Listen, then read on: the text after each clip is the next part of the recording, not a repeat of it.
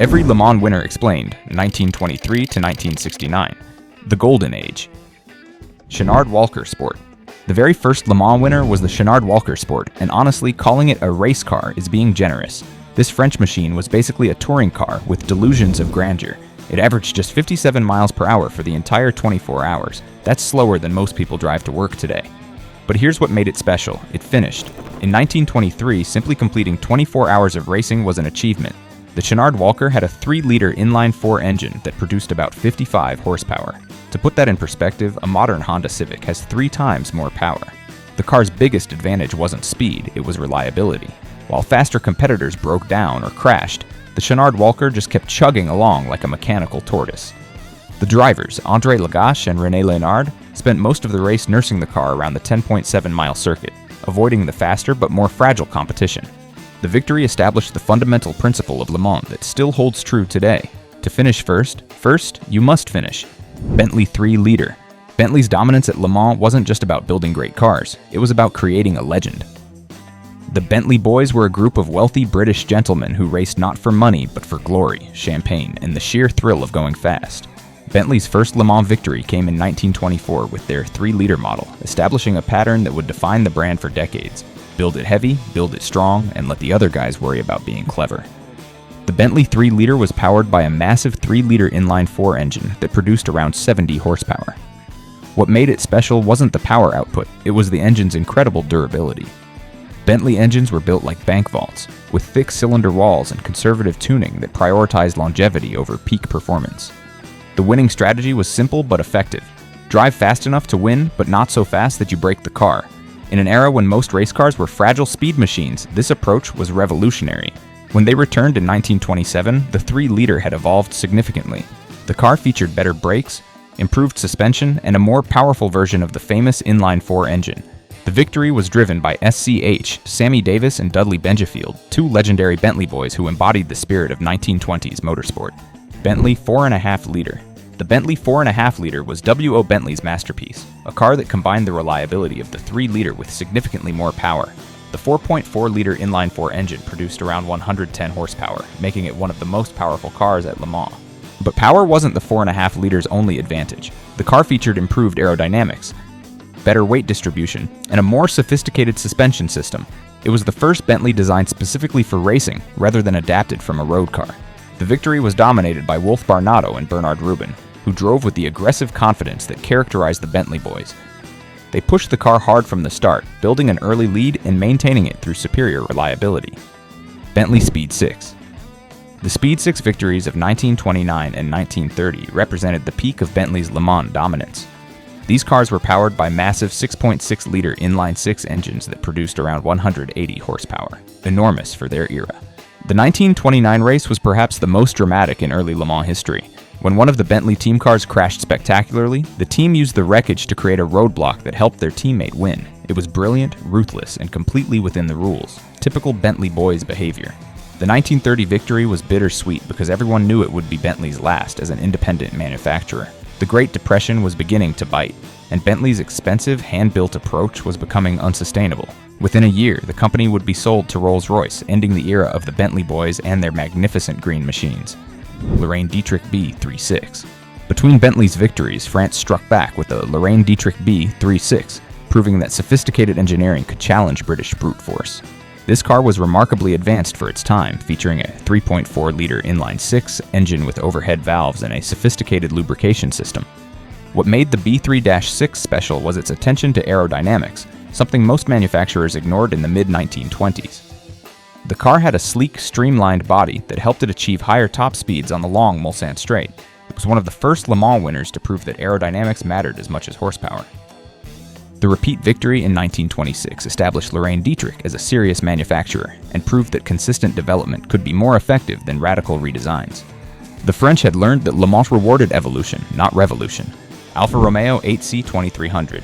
Alfa Romeo's 4 consecutive victories from 1931 to 1934 marked the beginning of a new era at Le Mans. The 8C2300 represented a completely different philosophy from the heavy, powerful cars that had dominated the 1920s. The 8C23 Hun was powered by a 2.3-liter inline-8 engine with a supercharger, advanced technology for the early 1930s. The engine produced around 155 to 165 horsepower depending on the year, but more importantly, it was much lighter than the massive Bentley engines. This gave the Alfa Romeo superior handling and better fuel economy. The car's chassis was revolutionary, featuring independent front suspension and a lightweight tubular frame. It was one of the first Le Mans winners designed using modern racing principles rather than adapted from road car technology. What made Alfa Romeo's dominance so impressive was their consistency. Drivers like Raymond Sommer and Luigi Chinetti maintained almost metronomic pace throughout races, rarely deviating from optimal lap times. This consistency was possible because the car was so well balanced and reliable. The 4 consecutive victories established Alfa Romeo as the new benchmark at Le Mans. Other manufacturers began copying their lightweight, high-revving approach, marking the end of the era of heavy, low-revving touring cars. Laganda M45R. The Laganda M45R's victory in 1935 was one of the biggest upsets in Le Mans history. This British car wasn't expected to challenge the dominant Alfa Romeos, but a combination of superior reliability and clever strategy delivered an unlikely victory. The M45R was powered by a 4.5-liter inline-6 engine that produced around 140 horsepower, less than the Alfa Romeos, but more reliable. The engine was based on a Meadows unit that had been extensively modified for racing, with improved cooling and lubrication systems. What made the victory possible was the car's incredible durability. While the faster Alfa Romeos suffered mechanical problems, the Laganda just kept running. The drivers, John Hindmarsh and Luis Fontes, adopted a conservative strategy that prioritized finishing over outright speed. The victory proved that at Le Mans, the tortoise could still beat the hare, if the tortoise was well engineered and the drivers were smart. Bugatti Type 57G. The Bugatti Type 57G's victory in 1937 was a masterpiece of French engineering and one of the most beautiful cars ever to win Le Mans. This streamlined coupe represented Bugatti's attempt to combine their traditional craftsmanship with modern aerodynamic principles. The Type 57G was powered by a 3.3-liter inline-8 engine with a supercharger, producing around 200 horsepower. But the real innovation was the car's aerodynamics. The streamlined body was wind tunnel tested and featured incredibly low drag for its era. The victory was also notable for the driving performance of Jean-Pierre Wimille and Robert Benoist, who demonstrated that the Type 57G wasn't just beautiful, it was fast and reliable. They maintained an aggressive pace throughout the race while avoiding the mechanical problems that plagued other competitors. The Type 57G proved that racing cars could be works of art without sacrificing performance. It remains one of the most elegant race cars ever built. Delahaye 135 CS. The Delahaye 135 CS's victory in 1938 was France's final Le Mans triumph before World War II, and it came with one of the most elegant cars ever to grace the circuit. The 135 CS combined traditional French craftsmanship with modern racing technology. The car was powered by a 3.6-liter inline-6 engine that produced around 160 horsepower. What made the engine special was its incredible flexibility. It produced strong torque throughout the rev range, making it ideal for the varied demands of the Le Mans circuit. The 135 CS also featured sophisticated suspension and excellent aerodynamics. The streamlined body was both beautiful and functional, providing low drag while maintaining stability at high speeds. Bugatti Type 57C. Bugatti's final pre-war victory came with the Type 57C, a more conventional version of their successful Type 57 series. This car proved that Bugatti's traditional approach could still be competitive against more modern designs. The Type 57C was powered by a 3.3-liter inline-8 engine with a supercharger, similar to the Type 57G, but in a more conventional chassis. The engine produced around 160 horsepower and was renowned for its smoothness and reliability. What made this victory special was that it came just months before World War II would halt racing for 6 years. The Type 57C represented the end of an era. The last victory for the traditional, artisanal approach to race car construction. Ferrari 166mm. After a 6-year hiatus due to World War II, Le Mans returned in 1949 with Ferrari claiming their first victory. The 166 million was a revelation. A small, lightweight car that proved that sophisticated engineering could overcome brute force. The 166mm was powered by a 2.0-liter V12 engine designed by Gioacchino Colombo. This engine was a masterpiece of compact design, producing around 140 horsepower from just 2 liters of displacement. The V12 configuration provided incredible smoothness and a glorious sound that became Ferrari's signature. What made the 166mm special was its perfect balance. The car was light enough to be nimble in corners, but stable enough to be fast on straights. It represented a new philosophy in race car design: precision over power, finesse over force. The victory established Ferrari as a major force in motorsport and introduced the world to the distinctive sound of a Ferrari V12 at full song. Talbot Lago T26C. The Talbot Lago T26C's victory in 1950 was France's return to Le Mans glory, and it came with one of the most underrated cars in racing history. The T26C combined traditional French engineering with modern racing technology. The car was powered by a 4.5-liter inline-six engine that produced around 190 horsepower. What made this engine special was its incredible durability. It was designed to run at high RPM for extended periods without failure, perfect for endurance racing. The T26C also featured sophisticated aerodynamics and excellent weight distribution. The car's handling was praised by drivers who appreciated its predictable behavior and strong brakes. Jaguar C-Type. The Jaguar C-Type's victories in 1951 and 1953 introduced a secret weapon that would revolutionize motorsport: disc brakes. While everyone else was still using drum brakes that faded under hard use, the C-Type could brake later and harder than any competitor. The C-Type was powered by Jaguar's famous 3.4-liter inline-six engine, producing around 200 horsepower. But the real innovation was the chassis, a lightweight tubular frame that was both strong and flexible, providing excellent handling characteristics. The disc brakes were developed in partnership with Dunlop and represented a massive technological advantage. The C-Type could brake from high speeds repeatedly without fade, allowing the drivers to maintain higher average speeds throughout the race. Jaguar's second C-Type victory in 1953 was achieved with a car that had been completely redesigned for aerodynamic efficiency. The 1953 C-Type featured a new body shape that reduced drag and improved cooling, allowing higher top speeds on the Mulsanne Straight. The aerodynamic improvements were developed through extensive wind tunnel testing, unusual for 1953. The new body shape reduced drag by approximately 20%, translating to significantly higher top speeds without increasing engine power. The victory was also notable for the driving performance of Tony Rolt and Duncan Hamilton, who demonstrated perfect racecraft throughout the 24 hours. Ferrari 375 Plus. Ferrari's 375 Plus victory in 1954 showcased the Italian manufacturer's growing sophistication. This car was powered by a massive 4.9-liter V12 engine that produced around 330 horsepower, enormous for 1954. The 375 Plus wasn't just powerful, it was beautiful. The bodywork, designed by Pininfarina, was both elegant and functional, with careful attention to aerodynamics and cooling. The car represented Ferrari's philosophy of combining performance with style. The victory was particularly impressive because it came against strong competition from Jaguar and other manufacturers. Ferrari had proven that they could build cars that were both fast and reliable. Jaguar DType.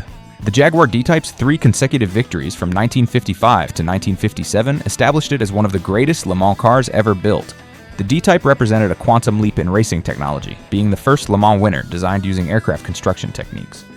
The 1955 victory was overshadowed by the worst accident in motorsport history when Pierre Lévesque's Mercedes-Benz 300 SLR launched into the crowd, killing 83 people. Despite the tragedy, the race continued and the DType claimed victory. The DType featured a monocoque chassis, a stressed aluminum shell that was both lighter and stronger than traditional tubular frames. This construction method was borrowed from aircraft design and provided exceptional rigidity while saving weight. The 1956 and 1957 victories were particularly special because they were achieved by the Scottish Écurie Ecos team rather than the factory Jaguar squad. This proved that the DType was not only fast but also reliable enough for privateer teams to achieve success. The DType was powered by an improved version of Jaguar's 3.4-liter inline-six engine, now producing around 250 horsepower. Combined with the lightweight monocoque chassis and excellent aerodynamics, this made the DType virtually unbeatable. Ferrari 250 Tessterosa. Ferrari's 250 Tessterosa victories in 1958, 1960, and 1961 showcased one of the most beautiful and successful sports cars ever built. The name Tessterosa, it's the redhead, came from the distinctive red-painted cam covers on the V12 engine. The 250 TR was powered by a 3.0-liter V12 engine that produced around 300 horsepower. This engine was a masterpiece of engineering, featuring dual overhead cams, dry sump lubrication, and careful attention to weight distribution. What made the 250 TR special wasn't just its performance, it was its versatility. The car was equally at home on tight, twisty circuits and high-speed tracks like Le Mans. The combination of power, handling, and reliability made it one of the most successful sports cars of all time. The 1958 victory was particularly satisfying for Ferrari because it ended Jaguar's 3-year winning streak. The 250 TR proved that Ferrari had learned from their earlier defeats and developed a car that could match the D-Type speed while exceeding its reliability. The 1960 and 1961 victories came against increasingly strong competition. but the 250TR's perfect balance of power, handling, and durability made it virtually unbeatable. These cars remain among the most valuable and sought-after classics today, with pristine examples selling for tens of millions of dollars. Aston Martin DBR1, 1959. Aston Martin's sole Le Mans victory came in 1959 with a beautiful DBR1, a car that combined British engineering excellence with stunning aesthetics. This victory was particularly sweet for Aston Martin because it came against strong competition from Ferrari and Porsche. The DBR1 was powered by a 3.0-liter inline-six engine that produced around 254 horsepower. What made this engine special was its incredible smoothness and reliability. It could run at high RPM for hours without missing a beat. The car's chassis was a work of art, featuring a lightweight tubular frame with excellent weight distribution. The suspension was sophisticated for its era, providing both comfort and precise handling. The bodywork, designed by Frank Feely, was both beautiful and aerodynamically efficient. The victory was achieved by Roy Salvadori and Carroll Shelby, who drove with the precision and mechanical sympathy that endurance racing demanded. They understood that Le Mans wasn't just about speed, it was about maintaining that speed for 24 hours. This remains Aston Martin's only outright Le Mans victory, making the DBR one of the most significant cars in the company's history. Ferrari 250 TR61, 1962. Ferrari's 1962 victory came with the 250 TR61, an evolution of the successful Tessterosa that incorporated lessons learned from 3 years of competition.